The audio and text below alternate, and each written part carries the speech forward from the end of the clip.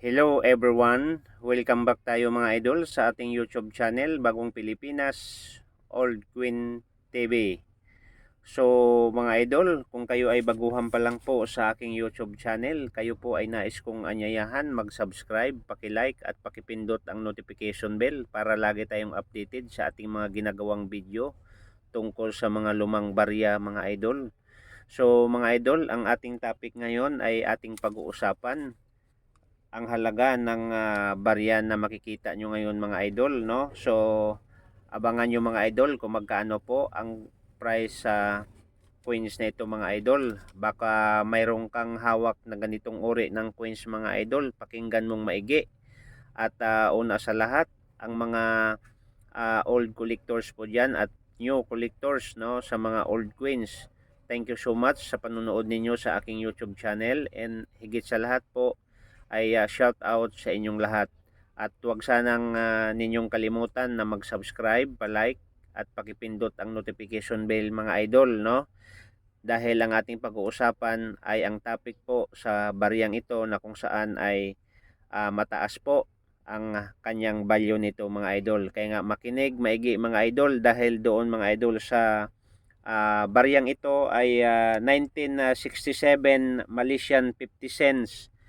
So 1967 Malaysian, no, 50 cents mga idol. So kung mayroon kang hawak na ganito mga idol, no, dahil po napakaswerte natin, no, bilang isang mga collector sa bariyang ito kung mayroon ka, dahil sa kanilang magazine mga idol sa Malaysia, no, sa collectors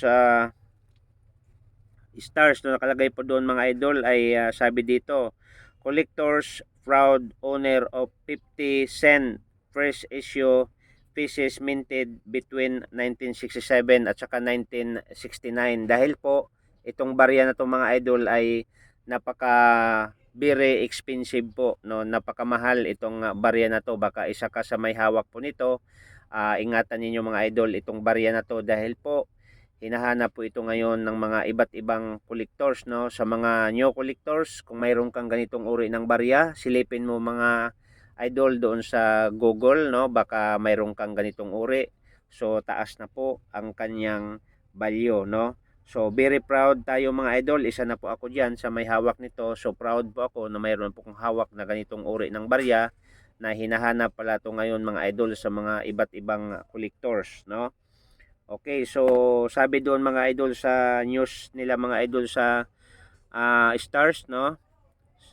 Sa group news nila mga idol, no? Sabi dito is the fish value is only 50 cents, no? And minting date is 1967, and yet some 46 years old later the rare queens setting among John Go, no? So collection is now worth whopping nasa 4,200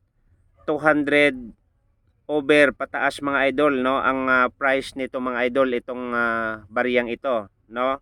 So silipin nyo mga idol sa Google para makita ninyo. And mayroon dito mga idol ay binili ng 10,700 ringgit.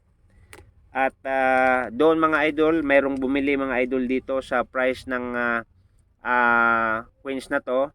So malaki-laki po. So may bumili po dito ng around 1,400 dollars. Mayroon pong bumili dito mga idol ng more than 80,000 Malaysian ringgit po. Kung sa Pilipinas, pag-uusapan po natin po yan ay nasa around 960,000 pesos po, kulang-kulang sa 1M po ang halaga sa baryang ito. Kaya nga mga idol, swerte mo kung mayroon kang ganitong uri ng barya, no? So napakaganda po, no? Very, very proud po na mayroon kang ganitong uri ng barya, dahil hinahanap po ito ng mga collectors ngayon mga idol. So itong barya ito mga idol, ang countries po niya ay Malaysian, denomination 50 cent, composition copper and nickel.